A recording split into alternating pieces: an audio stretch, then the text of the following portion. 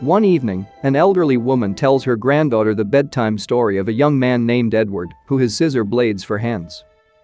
Many years earlier, Peg Boggs, a local door-to-door Avon saleswoman, tries to sell at the decrepit Gothic mansion where Edward lives.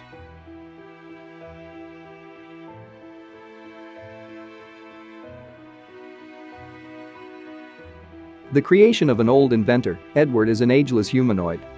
The inventor homeschooled Edward but died from a heart attack before giving Edward hands, leaving him unfinished. Peg finds Edward alone and offers to take him to her home after discovering he is virtually harmless.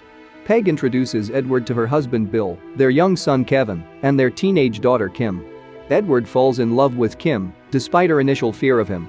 As their neighbors are curious about the new houseguest, the Boggs throw a neighborhood barbecue welcoming him. Most of the neighbors are fascinated by Edward and befriend him, except for the eccentric religious fanatic Esmeralda and Kim's boyfriend Jim. Edward repays the neighborhood for their kindness by trimming their hedges into topiaries, progressing to grooming dogs, and later styling the hair of the neighborhood women. One of the neighbors, Joyce, offers to help Edward open a hair salon. While scouting a location, Joyce attempts to seduce him, but scares him away. Joyce lies to the neighborhood women about it, reducing their trust in him. The bank denies Edward a loan as he does not have a background or financial history. Jealous of Kim's attraction to Edward, Jim suggests Edward pick the lock on his parents' home to obtain a van for Jim and Kim. Edward agrees, but when he picks the lock, a burglar alarm is triggered. Jim flees and Edward is arrested. The police determine that a lifetime of isolation has left Edward without any sense of reality or common sense. Edward takes responsibility for the robbery, telling Kim he did it because she asked him to. Consequently, he is shunned by the entire neighborhood except for the Boggs family.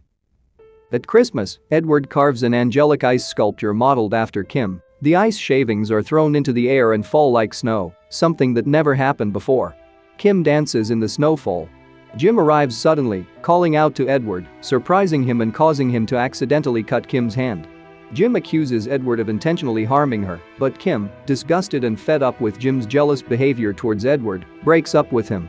Meanwhile, Edward flees in a rage, destroying his works and scaring Esmeralda until he is calmed by a wandering dog. Kim's parents go out to find Edward while she stays behind in case he returns. Edward returns, finding Kim there. She asks him to hold her, but Edward hesitates, afraid of hurting her. Jim's drunken friend drives him to Kim's house and nearly runs over Kevin, but Edward pushes Kevin to safety while inadvertently cutting him. Witnesses accuse Edward of attacking Kevin. When Jim assaults him, Edward defends himself, cutting Jim's arm before fleeing to his mansion. Kim races after Edward while Jim obtains a handgun and follows Kim. In the mansion, Jim ambushes Edward and fights with him. Edward refuses to fight back until he sees Jim slap Kim as she attempts to intervene. Enraged, Edward stabs Jim in the chest and pushes him from a window of the mansion, killing him. Kim confesses her love to Edward and kisses him before she departs, leaving Edward alone. As the neighbors gather, Kim convinces them that Jim and Edward killed each other. The elderly woman, revealed to be Kim, finishes telling her granddaughter the story and says that she never saw Edward again, so that Edward would remember her as she was in her youth. She believes he is still alive because it would not be snowing without him. Edward is then seen carving ice sculptures of his experiences with Kim, with the bits of ice floating as snow in the wind.